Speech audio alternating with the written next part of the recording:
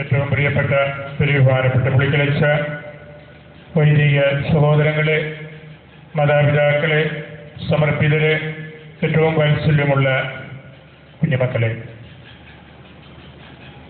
നമ്മളെല്ലാവരും ഒരുമിച്ച് ഈ പരിശുദ്ധ കുർബാനയ്ക്ക് ചുറ്റും അക്കരപ്പള്ളിയിൽ മാതാവിനോടൊത്ത് ആയിരിക്കുകയാണ്. വേദപുസ്തകത്തില് ഈശോ ശിഷ്യന്മാരോടും ശിഷ്യന്മാര് ഈശോയോടും പറയുന്ന ഒരു വാക്കാണത്. നമുക്ക് അക്കരയ്ക്ക് പോകാം. അക്കരപ്പള്ളിയിൽ ബൈബിൾ കൺവെൻഷൻ നടക്കുന്നു എന്നത് ആ പേരുകൊണ്ട് തന്നെ വേദപുസ്തകാധിഷ്ഠിതമായ ഒരു കാര്യമാണ്.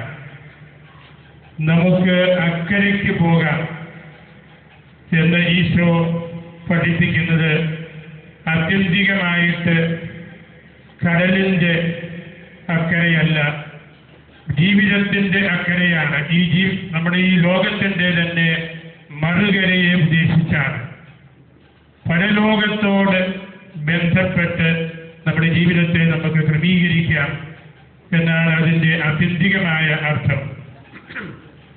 അക്കരയ്ക്ക് പോകാനായിട്ട്, സ്വർഗവുമായിട്ട് ബന്ധപ്പെടാനായിട്ട് ഏറ്റവും നല്ല മാതൃക പരിശുദ്ധ അമ്മയാണെന്ന് നമുക്കറിയാം. നമ്മുടെ ഈ ചരിത്ര പ്രസിദ്ധമായ ഈ ദേവാലയത്തിൻ്റെ പ്രത്യേകതയും അതാണല്ലോ.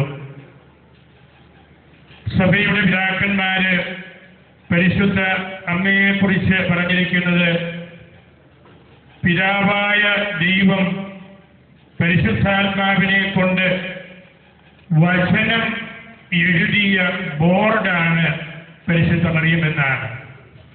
പിതാവായ ദൈവം പരിശുദ്ധ റൂഹായെ കൊണ്ട് വചനം എഴുതിയ ബോർഡാണ് പരിശുദ്ധ മറിയം. ആ ബോർഡിന്റെ പ്രത്യേകത അതാണ്. ഏറ്റവും നല്ല ശുപാർശക്കത്ത് ജനങ്ങളോട് ബന്ധപ്പെടുമ്പോൾ അക്കരയ്ക്ക് പോകാനായിട്ട്, പരലോകത്തോട് ബന്ധപ്പെടാനായിട്ട് ഏറ്റവും നല്ല ഒരു ശുപാർശക്കത്തും പരിശുദ്ധ അമ്മ തന്നെയാണ്. ദൈവവചനം കേൾക്കുവാനായിട്ട് നമ്മളിവിടെ ഒന്നിച്ച് കൂടുമ്പോൾ നമ്മൾ ഏതാനും നിമിഷങ്ങൾ പരലോകവുമായിട്ട് നമ്മളെ ഒന്ന് ട്യൂൺ ചെയ്യുകയാണ്.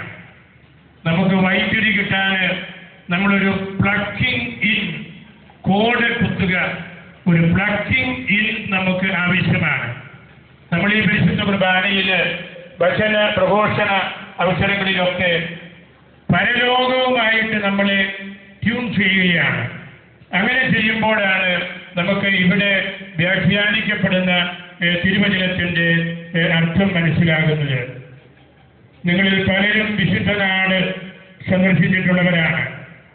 അവിടെ ചെല്ലുമ്പോൾ നമുക്ക് ഏറ്റവും ആകർഷകത്വം നൽകുന്ന ഒരു കാര്യം, ഈശോ മാമോദീസ മുങ്ങിയ യോർദാൻ നദി കുറെ കഴിയുമ്പോൾ രണ്ട് വഴികളായിട്ട് പിരിഞ്ഞ്, ഒന്ന് ഗലീലിയ തടാകവും മറ്റ് ചാവുകടലുമായിട്ട് മാറുകയാണ്. ഗലീലിയ തടാകത്തിന്റെ പ്രത്യേകത, യോർദാനിൽ നിന്ന് അവിടെ വന്നു ചേരുന്ന വീഴുന്ന ജലം ആ പ്രദേശത്തെ മുഴുവൻ നനച്ച് ഫലപുഷ്ടിയുള്ളതാക്കി മത്സ്യങ്ങൾക്ക് വളരാൻ ഏറ്റവും പറ്റിയ സങ്കേതമായിട്ട് മാറുന്നു, സന്ദർശകർക്ക് ആകർഷകത്വം നൽകുന്നു. എന്നാൽ ചാവുകടലിൽ ഒരു തുള്ളി വെള്ളം പോലും അത് പുറത്ത് വിടുകയില്ല. അത് യാതൊന്നിനും ഉപകാരപ്പെടുന്നില്ല. മത്സ്യങ്ങൾക്ക് പോലും ജീവിക്കാൻ പറ്റുന്നില്ല. ഒരേ സ്രോതസ്സിൽ നിന്നാണ് നമ്മൾ സ്വീകരിക്കുന്നതെങ്കിലും സ്വീകരിക്കപ്പെടുന്ന പാത്രങ്ങളുടെ മനോഗതമനുസരിച്ച് അത് മറ്റുള്ളവർക്ക് ഉപകാരപ്പെട്ടിരിക്കാം, അല്ലെങ്കിൽ നേരെ വിപരീതമായിട്ടും സംഭവിക്കാം. അക്കരപ്പള്ളിയിൽ പരിശുദ്ധ മറിയത്തിന്റെ പ്രത്യേകത എന്ന് പറയുന്നത് ഈ ഗലീലിയ തടാകത്തിലെ ജലം പോലെയാണ്. അമ്മ ദൈവത്തിൽ നിന്ന് ദൈവകൃപ വാങ്ങിച്ച് നമ്മളിലൂടെ ഒഴുക്കുന്ന അനർഹമായ ഒരു നിമിഷത്തിലാണ് നാം എല്ലാവരും ഇവിടെ ഒന്നിച്ച് ചേർന്നിരിക്കുന്നത്. പഴയ നിയമത്തിലെ സഭാപ്രസംഗം 1:10 പറയുന്നുണ്ട്, പുതിയത് എന്ന് പറയാവുന്ന എന്തെങ്കിലുമുണ്ടോ? പുതിയത് എന്ന് പറയാവുന്ന എന്തെങ്കിലുമുണ്ടോ? അതിന് ഒരു ഉത്തരം നമുക്ക് കാണാൻ സാധിക്കുന്നത് പൗലോസ്ലീഹായുടെ കൊരിന്തോസുകാർക്കുള്ള 2-ാം ലേഖനം 5:17 ആരെങ്കിലും മിശിഹായിലാണെങ്കിൽ അവൻ പുതിയ വ്യക്തിയാണ്. നമ്മളുടെ ചരിത്രപ്രസിദ്ധമായ ഈ ഇടവക സമൂഹത്തിന്റെ ഈ രൂപതയുടെ പ്രത്യേകത ഏതാണ്? മിശിഹായില് നമ്മൾ ആയിരിക്കുമ്പോൾ നമ്മൾ പുതിയ സൃഷ്ടികളാണ്. എല്ലാം പുതുതാക്കാനായിട്ട് നമുക്ക് സാധിക്കും. ഉത്തമഗീതം 1:5 നമ്മൾ വായിക്കുന്നു, ഞാൻ കറുത്തവളാണ് പക്ഷേ സുന്ദരിയാണ്. അത് സഭയെക്കുറിച്ചുള്ള ഒരു പ്രവാചക തുല്യമായ തിരുവചനമാണ്. ഞാൻ കറുത്തവളാണ് പക്ഷേ സുന്ദരിയാണ്. ഞാൻ ഈ ലോകത്തിലായിരിക്കുന്നത് കൊണ്ട്, ഈ ലോകത്തിന്റെ കറകൾ എന്നിൽ സ്പർശിക്കപ്പെടുന്നത് കൊണ്ട് എനിക്ക് ചുളിവുകളുണ്ട്, കറുപ്പുണ്ട്, പക്ഷേ ഞാൻ സുന്ദരിയാണ്. ഞാൻ ഈശോയുടെ മണവാട്ടിയാണ്. സ്വർഗസിംഹാസനത്തില് എത്തിച്ചേരേണ്ടവളാണ്. നമ്മെ ഓരോരുത്തരെയും കുറിച്ചുള്ള പ്രതീകാത്മകമായ ഒരു ചിന്ത കൂടിയാണ് അത്. സുവിശേഷങ്ങളിൽ നമ്മൾ പ്രത്യേകിച്ച് വായിക്കുന്ന വളരെയേറെ ആകർഷകത്വം നമുക്ക് നൽകുന്ന ഒരു സംഭവമാണല്ലോ ഈശോ മലമുകളിലേക്ക് പ്രിയപ്പെട്ട 3 ശിഷ്യന്മാരെയും കൊണ്ട് പ്രാർത്ഥിക്കുവാനായിട്ട് പോകുന്ന കാര്യം. മലമുകളിൽ ചെന്നപ്പോൾ അവിടെ സംഭവിച്ച രൂപാന്തരീകരണം, അതിനെക്കുറിച്ചാണ് ഞാൻ നിങ്ങളോട് ഏതാനും നിമിഷങ്ങൾ സംസാരിക്കുന്നത്. അവിടെ സംഭവിച്ച ആ രൂപാന്തരീകരണത്തിൽ നമുക്കും പങ്കുപറ്റാൻ സാധിക്കണം. മലമുകളിൽ ചെന്ന് പ്രാർത്ഥിച്ചുകൊണ്ടിരുന്നപ്പോൾ ഈശോയുടെ മുഖം മാറി. വളരെയേറെ മഹത്വമുള്ള, സൗന്ദര്യമുള്ള ഒരു മുഖമായിട്ട് ഈശോയുടെ മുഖം മാറി. വസ്ത്രങ്ങള് വെണ്മ പൂണ്ട് വെട്ടി തിളങ്ങി. അത് വലിയ ഒരു ആവേശം പത്രോസിനും സഹപ്രവർത്തകർക്കും നൽകി. മലമുകളിൽ കയറി പ്രാർത്ഥിച്ചു കൊണ്ടിരുന്നപ്പോൾ മുഖത്തിന്, ശരീരത്തിന്, വസ്ത്രത്തിന് എല്ലാം വ്യത്യാസം വരികയാണ്. ഈ തിളക്കം നമുക്ക് പല കാരണങ്ങൾ കൊണ്ട് നഷ്ടപ്പെട്ടു പോയി. ആബേലിന്റെ മുഖമാണ് നമുക്ക് വേണ്ടത്. നിഷ്കളങ്കതയുടെ, പരമാർത്ഥതയുടെ, യാതൊരു സ്വാർത്ഥതയുമില്ലാത്തതിന്റെ, ദൈവസ്നേഹത്തിന്റെ, ഉത്തമമായ ബലിയർപ്പിക്കുന്നതിന്റെ ആ ഒരു മുഖം, അതാണ് മലമുകളിൽ വെച്ച് ഈശോ ശിഷ്യന്മാർക്ക് കാണിച്ചു കൊടുത്തത്. അവിടെ കയറി പരിശുദ്ധ ബെനഡിക്ട് പിതാവ് ആ സംഭവത്തെ കുറിച്ച് പറയുന്നത്, അത് സ്വർഗത്തിന്റെ കിളിവാതിലാണ്. രൂപാന്തരീകരണത്തിന്റെ മലയില് പത്രോസും മറ്റു 2 ശിഷ്യന്മാരും കൂടെ കണ്ടത് സ്വർഗത്തെ ഒരു ജനാലയിൽ കൂടെ അവർ നോക്കി കാണുകയാണ്. മഹത്വമുള്ള ഈശോയും മഹത്വീകരിക്കപ്പെട്ട മോശയും ഏലിയായുമെല്ലാം. നമ്മൾ ഇന്ന് ഈ അക്കരയിൽ ആയിരിക്കുമ്പോൾ, സ്വർഗത്തോട് ട്യൂൺ ചെയ്യാനായിട്ട് നമ്മൾ പരിശ്രമിക്കുമ്പോൾ, നമ്മുടെ മുഖത്തിനും ഇത്തരത്തിലുള്ള ഒരു തിളക്കം ആവശ്യമാണ്. നമുക്ക് ആ തിളക്കത്തിന്റെ കുറവ് നമ്മുടെ മുഖത്തിന്, നമ്മളുടെ സഭയ്ക്ക്, നമ്മുടെ പ്രവർത്തനങ്ങൾക്ക് എല്ലാം ഉണ്ട് എന്ന് നമുക്കറിയാം. അത് മനുഷ്യ സഹജമായ, ലോകസാധാരണമായ വ്യഗ്രതകൾ കൊണ്ട് ഒക്കെ വരുന്ന കാര്യമാണ്. ആദിമസഭയുടെ പിതാവായ ക്ലെമന്റോ അലക്സാണ്ട്രിയ ഒരിക്കൽ പറഞ്ഞു, ഫീനിസ് ഓംനിയും എക്ലേസിയ, എല്ലാറ്റിൻ്റെയും ലക്ഷ്യം സഭയാണ്. സഭയിലൂടെയാണ് ദൈവം ആഗ്രഹിക്കുന്ന എല്ലാ കാര്യങ്ങളും നമുക്ക് നേടിയെടുക്കാൻ സാധിക്കുന്നത്. അതുകൊണ്ട് സഭയ്ക്കാണ് ഈ ട്രാൻസ്ഫിഗുറേഷൻ, രൂപാന്തരം ഉണ്ടാകേണ്ടത് സഭയ്ക്കാണ്, നമുക്ക് ഓരോരുത്തർക്കുമാണ്.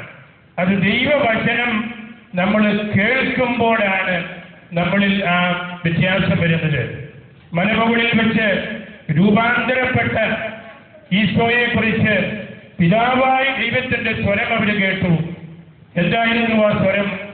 ഇവന്റെ വാക്കുകൾ ശ്രദ്ധിക്കുക. അത് മാത്രം മതി, ഇവന്റെ വാക്കുകൾ ശ്രദ്ധിക്കുക. ഈശോ തന്നെ പരസ്യ ജീവിതകാലത്ത് ശിഷ്യന്മാരോട് ചോദിച്ചല്ലോ, നിങ്ങൾ എന്ത് വായിക്കുന്നു? നമ്മൾ വായിക്കേണ്ടത് തിരുവചനമാണ്. നിങ്ങൾ എങ്ങനെ വായിക്കുന്നു? നമ്മൾ ശ്രദ്ധയോടെ പ്രാർത്ഥനാപൂർവം തിരുവചനം വായിക്കണം. നിങ്ങൾ എങ്ങനെ കാണുന്നു? കണ്ണുകൾ ഉയർത്തി നമ്മൾ നോക്കണം. അപ്പോഴാണ് വിളവിന് പാകമായ വയലുകൾ നമ്മൾ കാണുന്നത്. കണ്ണുകൾ താഴ്ത്തി ഉറങ്ങി മടി പിടിച്ച് ഇരിക്കുമ്പോൾ നമ്മളൊന്നും കാണുന്നില്ല. നമ്മൾ ജാഗ്രതയോടെ ശുഷ്കാന്തിയോടെ കണ്ണുകൾ ഉയർത്തി നമ്മൾ നോക്കുമ്പോൾ മലമുകളിലെ ആ ദൃശ്യം തന്നെയാണ് നമ്മൾ കാണുന്നത്. അതുകൊണ്ടാണ് നമ്മൾ ഈ ബൈബിൾ കൺവെൻഷൻ പരിശുദ്ധ കുർബാനയുടെ നിറവിൽ നടത്തുന്നതും. പ്രാർത്ഥിക്കുന്ന സഭയാണ് നല്ല തിളക്കമുള്ള മുഖത്തോടു കൂടിയ സഭയെ. പ്രാർത്ഥിക്കുന്ന സഭയ്ക്ക് മാത്രമേ ഈ മലമുകളിലെ ആ ദൈവാനുഗ്രഹം കിട്ടുകയുള്ളൂ എന്ന് ഉറപ്പാണ്. പരിശുദ്ധ കുർബാനയാണ് ഏറ്റവും വലിയ പ്രാർത്ഥന, ഏറ്റവും പ്രധാനപ്പെട്ട പ്രാർത്ഥന. അതുകൊണ്ട് ആ പ്രാർത്ഥനയിൽ പങ്കുപറ്റി ദൈവവചനം നമ്മൾ കേൾക്കുമ്പോൾ നമുക്കും രൂപാന്തരീകരണം ഉണ്ടാവുകയാണ്. നിങ്ങൾ വൈകിട്ട് വീട്ടിൽ ചെല്ലുമ്പോൾ നിങ്ങളെ കാണുമ്പോൾ മക്കൾ ചോദിക്കണം, നമ്മുടെ അമ്മച്ചിക്ക് എന്ത് പറ്റി? നമ്മുടെ ചാച്ചൻ്റെ മുഖം എന്തായിരുന്നു ഇങ്ങനെ ഇരിക്കുന്നത്? ഈ സിസ്റ്ററിൻ്റെ മുഖത്തിന് എന്ത് പറ്റി? ഈ അച്ഛൻ്റെ മുഖത്തിനുണ്ടായി ഇതിൻ്റെ പ്രത്യേകത? അത് ചോദിക്കുവാൻ തക്കവണ്ണം രൂപാന്തരം നമുക്കുണ്ടാകണം. വചനത്തിൻ്റെ മലമുകളിലേക്ക് നമ്മൾ കയറി ചെല്ലുമ്പോൾ, പ്രാർത്ഥനയുടെ അഗാധമായ ആ അനുഭവത്തിലേക്ക് നമ്മൾ ഇറങ്ങിച്ചെല്ലുമ്പോൾ ആ വേലിൻ്റെ മുഖം പോലെ നമ്മുടെയും മുഖങ്ങളൊക്കെ മാറും. അങ്ങനെയുള്ള മുഖമാണ് നമുക്ക് ആവശ്യം, സഭയ്ക്ക് ആവശ്യം. ലോകത്തിൻ്റെ വ്യഗ്രതയുമായിട്ട് എപ്പോഴും ഓടി നടക്കുന്ന ആളുകളുടെ മുഖം കണ്ടാൽ സ്ഥലം പോലെ ഇരിക്കും. വലിയ ഗൗരവമാണ്, വലിയ ആശങ്കയാണ്. 10 വയസ്സുള്ള കുഞ്ഞിൻ്റെ മുഖവും ഒരു 60 വയസ്സുള്ള ഇച്ഛായന്റെ മുഖത്തിന്റെ ഭീകരതയാണ്, ഐശ്വര്യക്കുറവാണ്, ഈശ്വര സാന്നിധ്യമില്ലാണ്ട് പോവുകയാണ്. അതാണ് നമ്മൾ പ്രത്യേകമായിട്ട് മലമുകളിലേക്ക് കൊണ്ടുപോയി സ്വർഗത്തിന്റെ കിളിവാതിലിലൂടെ നോക്കി സ്വർഗത്തെ കാണുവാനായിട്ട് പഠിപ്പിച്ച ഈശോയെ ധ്യാനിക്കുമ്പോൾ, നമ്മളും അക്കരെ ആയിരിക്കുമ്പോൾ, ദൈവം എഴുതിയ ബോർഡുകളായിട്ട് നമ്മൾ മാറുമ്പോഴാണ് നമുക്കും ഈ മുഖ ഐശ്വര്യം ലഭിക്കുന്നത്. ദൈവികമായ വെളിപാട്, ദൈവവചനം നമ്മൾ കേൾക്കുമ്പോൾ, വായിക്കുമ്പോൾ വിശ്വാസം വഴി നമ്മൾ അതിന് പ്രത്യുത്തരം കൊടുക്കുകയാണ്. എങ്കിൽ മാത്രമേ അതുകൊണ്ട് ഫലമുണ്ടാവുകയുള്ളൂ.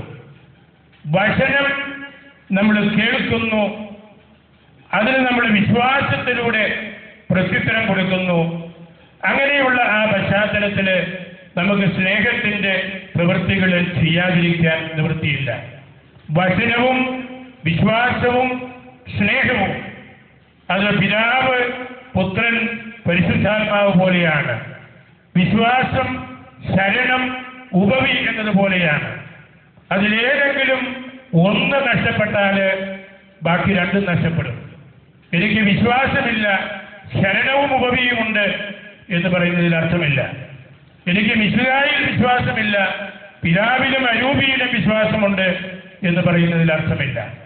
അതുകൊണ്ടാണ് ദൈവവചനം നമ്മൾ കേൾക്കുമ്പോൾ ഉടനെ നമ്മൾ വിശ്വാസം കൊണ്ട് പ്രത്യുത്തിരിക്കുകയാണ്. അതിൻ്റെ മാനുഷികമായ സ്വാഭാവികമായ ആവിഷ്കാരമാണ് പിന്നീട് നമ്മൾ അനുദിന ജീവിതത്തിൽ നമ്മൾ നടത്തുന്നത്. വിശുദ്ധനായ അംബ്രോസ് ഒരിക്കൽ വചന പ്രഘോഷണം നടത്തിയപ്പോൾ അദ്ദേഹം പ്രസംഗിച്ചു, വചനം വായിക്കുമ്പോൾ ഒരു ചെടി വളരുന്നത് പോലെയാണ് ഒരു മനുഷ്യനിൽ സംഭവിക്കുന്നത്. വചനത്തിന്റെ വ്യാഖ്യാനം കേൾക്കുമ്പോൾ ആ ചെടി പുഷ്പിക്കുകയാണ്. ആ കേട്ട വ്യാഖ്യാനം നമ്മൾ ജീവിതത്തിൽ പ്രാവർത്തികമാക്കുമ്പോൾ ആ വൃക്ഷം നമുക്ക് ഫലം നൽകുകയാണ്. നമ്മുടെ ഇവിടുത്തെ 4-5 ദിവസത്തെ ഈ ബൈബിൾ കൺവെൻഷനിൽ അതാണ് നടക്കുന്നത്. വചനം കേൾക്കുമ്പോൾ ചെടി വളരുന്നു, വ്യാഖ്യാനം കേൾക്കുമ്പോൾ പുഷ്പിക്കുന്നു. കേട്ട വ്യാഖ്യാനങ്ങൾ ജീവിതത്തിൽ പ്രാവർത്തികമാക്കുമ്പോൾ ഫലം പുറപ്പെടുവിക്കുന്നു. അങ്ങനെ വരുമ്പോഴാണ് നമ്മുടെ ജീവിതത്തിന് അർത്ഥമുള്ളത്. നമ്മളും കർത്താവിനോടുകൂടെ മലമുകളിലായിരുന്നു എന്ന ചിന്ത നമ്മുടെ ജീവിതത്തിൽ എപ്പോഴും നമുക്ക് കൊണ്ടു നടക്കാനും സാധിക്കുന്നത്. അതുകൊണ്ട് വചന വ്യാഖ്യാനം ഇതുപോലെ സഭയിലാണ് നടക്കേണ്ടത്. ധാരാളം ആളുകൾ, 10,000-ലധികം ആളുകൾ ഇവിടെ ഒന്നിച്ചു കൂടിയിട്ടുണ്ട്. വലിയ ഒരു സഭയുടെ ഈടുറ്റ സമ്മേളനമാണിത്. ഈ സഭയിലാണ് വചനം കേൾക്കേണ്ടത്. ഈ സഭയിലാണ് വചനം വ്യാഖ്യാനിക്കപ്പെടേണ്ടത്. ഈ സഭയുടെ മുഖത്തിനാണ് തിളക്കം ഉണ്ടാകേണ്ടത്. അതുകൊണ്ട് നമ്മളുടെ ഈ കൂടിവരവ് നമ്മെ സംബന്ധിച്ച് വളരെ ഫലപ്രദമായ ഒരു കാര്യമാണ് എന്ന് ഞാൻ കരുതുകയാണ്. ദൈവവചനത്തോട് കൂടുതൽ ആദരവ് കാണിക്കാനുള്ള അവസരം കൂടിയാണിത്. എങ്ങനെയാണ് ദൈവവചനത്തോട് ആദരവ് കാണിക്കേണ്ടത്? പരിശുദ്ധ ബെനഡിക്ട് പിതാവ് അതിന് ഉത്തരം പറഞ്ഞിട്ടുണ്ട്. ബൈബിള് വാങ്ങിക്കണം, ബൈബിള് വായിക്കണം, ബൈബിളിന്റെ വ്യാഖ്യാനം കേൾക്കണം, കേട്ട വ്യാഖ്യാനം കൊണ്ടു നടക്കണം ജീവിതത്തിൽ. അതാണ് ആദരവ്. മാർപ്പാപ്പ പറഞ്ഞു, പലപ്പോഴും നമ്മൾ ബൈബിളിനോട് വലിയ ആദരവ് കാണിക്കുന്നത് അതേ തൊടാതെയാണ്. അത് വീട്ടിൽ എവിടെയെങ്കിലും കുറെ പുസ്തകങ്ങളുടെ കൂട്ടത്തിൽ ആരും കാണാതെ മറച്ചു വെച്ചിരിക്കും. വലിയ ആദരവാണ്. നമ്മൾ തൊടുന്നില്ല, തുറക്കുന്നില്ല, വായിക്കുന്നില്ല. അതിനുള്ള ഉത്തരമാണ് ബെനഡിക്ട് പിതാവ് പറഞ്ഞത്. ബൈബിള് വാങ്ങിക്കണം, വായിക്കണം, വ്യാഖ്യാനം കേൾക്കണം, കേട്ട വ്യാഖ്യാനം നമ്മുടെ ജീവിതത്തിൽ കൊണ്ടു നടക്കണം. അങ്ങനെയുള്ള ഒരു വലിയ ആദരവാണ് ഈ ബൈബിൾ കൺവെൻഷനിലൂടെ കാഞ്ഞിരപ്പള്ളി രൂപത അർത്ഥമാക്കുന്നത്. വിശുദ്ധനായ ജെറോം ഒരിക്കൽ പറഞ്ഞു, എനിക്ക് സുവിശേഷം മിശിഹായുടെ ശരീരമാണ്. സുവിശേഷങ്ങൾ അവന്റെ പ്രബോധനങ്ങളാണ്. ആരെങ്കിലും എൻ്റെ ശരീരം ഭക്ഷിക്കുകയും രക്തം പാനം ചെയ്യുകയും ചെയ്യുന്നുവെങ്കിൽ എന്ന് അവൻ പറഞ്ഞത് വിശുദ്ധ കുർബാന ആയിട്ട് മാത്രമല്ല, അവന്റെ വാക്കുകൾ ആയിട്ടും കൂടിയാണ്. പണ്ഡിതനായ ഒറിജന്റെ വാക്കുകള് അപ്പത്തിന്റെയും വീഞ്ഞിന്റെയും സാദൃശ്യത്തിൽ എന്നതുപോലെ അവന്റെ വാക്കുകളിലും വചനങ്ങളിലും അവൻ സന്നിഹിതനാണ്. അതാണ് വേദപുസ്തകത്തിന്റെ ശുദ്ധമായ പാരമ്പര്യത്തിന്റെ പ്രത്യേകത. അപ്പത്തിന്റെയും വീഞ്ഞിന്റെയും സാദൃശ്യത്തില് എന്നതുപോലെ തിരുവചനത്തിലും പരിശുദ്ധ പാരമ്പര്യത്തിലും അവൻ സന്നിഹിതനാണ്. അക്കരപ്പള്ളിയുടെ പാരമ്പര്യം തിരുവചനം പോലെയാണ്. ശ്ലൈഹികമായ വലിയ ഒരു ബന്ധത്തോട് ചേർന്ന് കിടക്കുന്ന കാര്യമാണ്. ഫിലിപ്പിയക്കാർക്കുള്ള ലേഖനം 1-ാം അധ്യായം 3 മുതലുള്ള തിരുവചനങ്ങള് വിശുദ്ധ പൗലോസിന്റെ ഹൃദയം നമുക്ക് തുറന്നു തരുന്ന വാക്കുകളാണ്. ഞാൻ 2-3 തിരുവചനങ്ങൾ വായിക്കാം. ഞാൻ നിങ്ങളെ ഓർമ്മിക്കുമ്പോഴെല്ലാം എൻ്റെ ദൈവത്തിന് നന്ദി പറയുന്നു. എപ്പോഴും എല്ലാ പ്രാർത്ഥനകളിലും നിങ്ങൾക്ക് എല്ലാവർക്കും വേണ്ടി സന്തോഷത്തോടെ ഞാൻ യാചനകൾ അർപ്പിക്കുന്നു.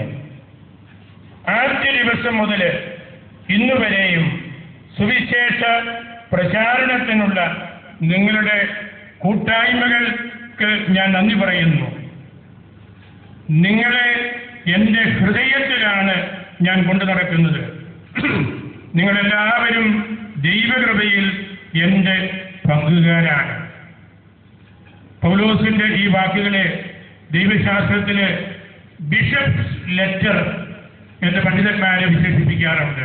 ഒരു മെത്രാന്റെ എഴുത്ത്, കത്ത്. എന്തുകൊണ്ടാണ് ദൈവശാസ്ത്രജ്ഞന്മാരെ ഈ ഭാഗത്തെ മെത്രാന്റെ കത്ത് എന്ന് വിശേഷിപ്പിക്കുന്നത്?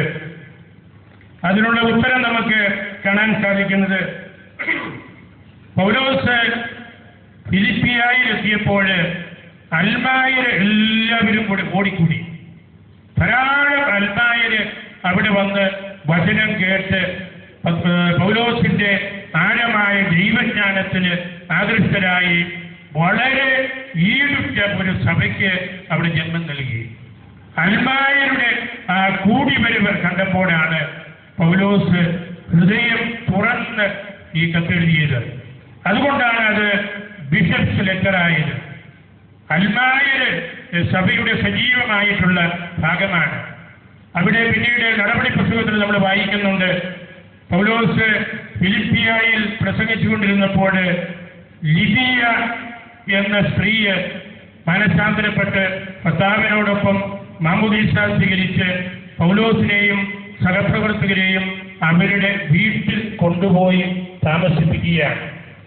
അങ്ങനെയുള്ള വളരെ ഹൃദ്യമായ ഒരനുഭവം ഫിലിപ്പിയിലെ അൽമായരിൽ നിന്ന് പൗലോസിന് കിട്ടിയതുകൊണ്ടാണ് ആ ലേഖനത്തിന്റെ തിളക്കം, അതിന്റെ മഹിമ എന്ന് പ്രത്യേകിച്ച് ദൈവശാസ്ത്രജ്ഞന്മാര് എടുത്ത് പറയുന്നത്.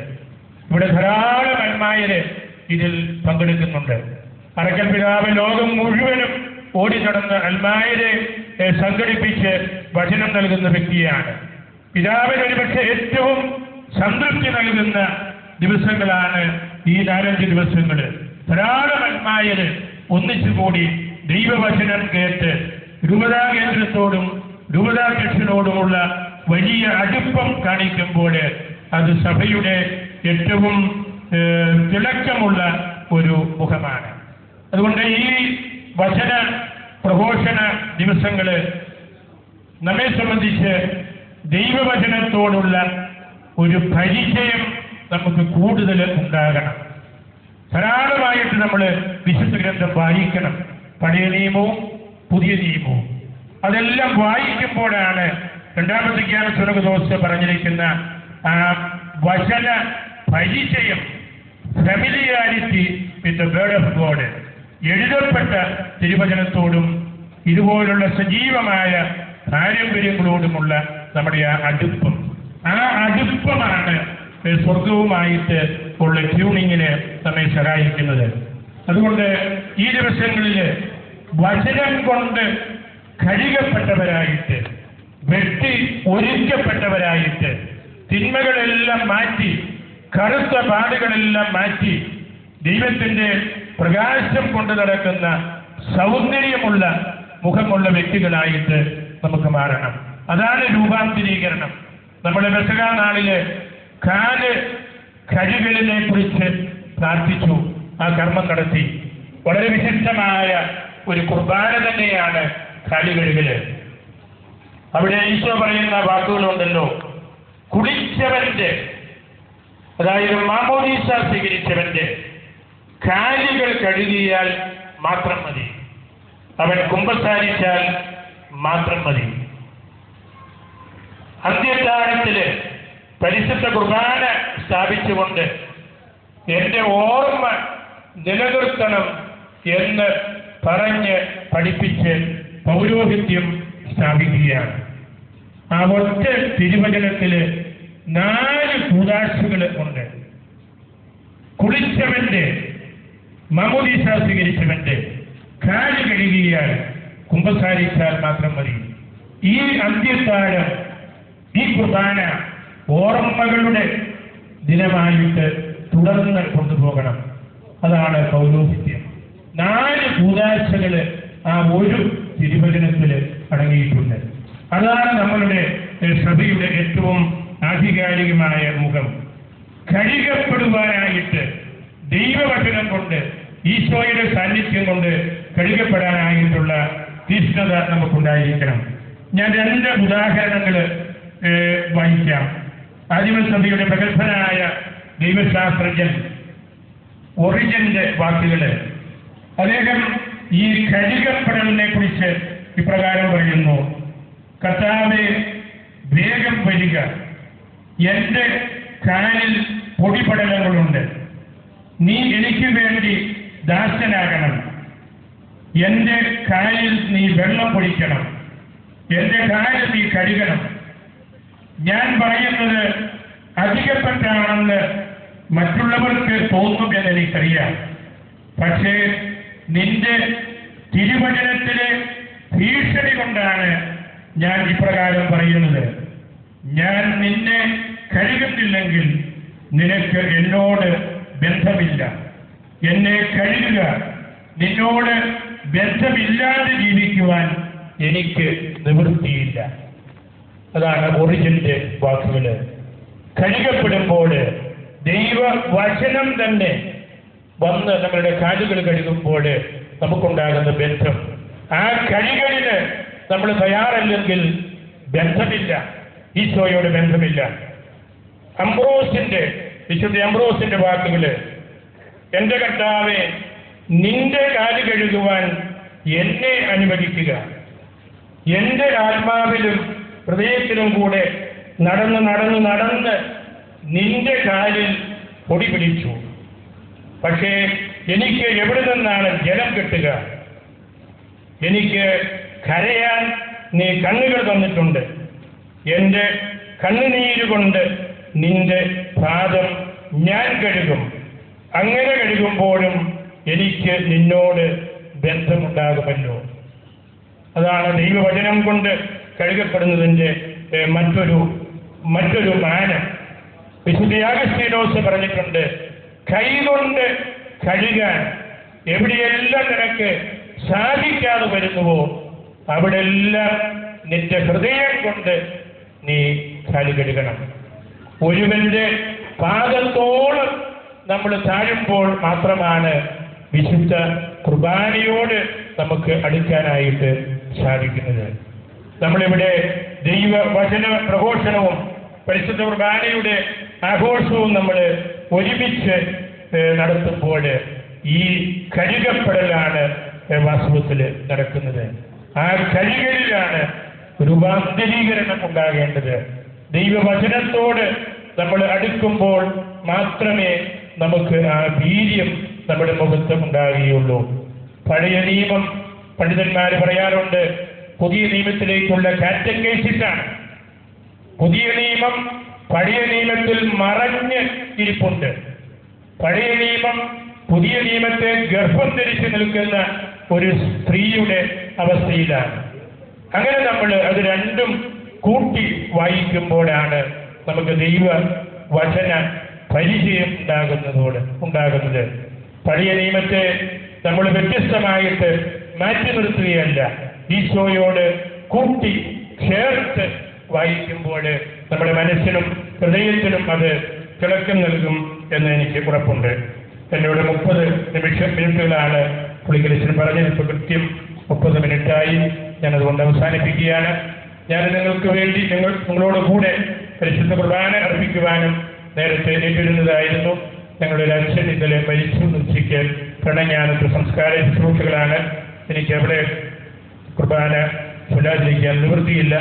അതുകൊണ്ട് ഞാൻ ഇന്നലെ എല്ലാളത്തിനെ വിളിച്ച് ഈ കാര്യം പറഞ്ഞപ്പോൾ അച്ഛൻ സന്തോഷപൂർവ്വം എൻ്റെ ആവശ്യം സമ്മതിച്ച് തരികയാണ് ഉണ്ടായത്. ഞാൻ പ്രത്യേകമായിട്ട് നിങ്ങൾക്ക് നന്ദി പറയുന്നു. വളരെ ഈടുറ്റ ഒരു ദൈവജന സാന്നിധ്യം ഇവിടെ ഈ അക്കരയിൽ ഉണ്ട്. നിങ്ങൾക്ക് എല്ലാവർക്കും പരലോകത്തോട് കൂടുതൽ ബന്ധപ്പെടാനുള്ള ഒരു അവസരമാകട്ടെ. ഇത് ഓരോ ദൈവവചനത്തിലും മറഞ്ഞിരിക്കുന്നത് സ്വർഗമാണ്, ദൈവമാണ്, പരലോകമാണ്. അതിൻ്റെ ഏറ്റവും നല്ല മാതൃക പരിശുദ്ധ അമ്മയാണ്, ബുദ്ധിയമ്മയാണ്. അമ്മയിലാണ് ദൈവം ശുദ്ധമായ രീതിയിൽ ദൈവവചനം എഴുതിയത്. ദൈവം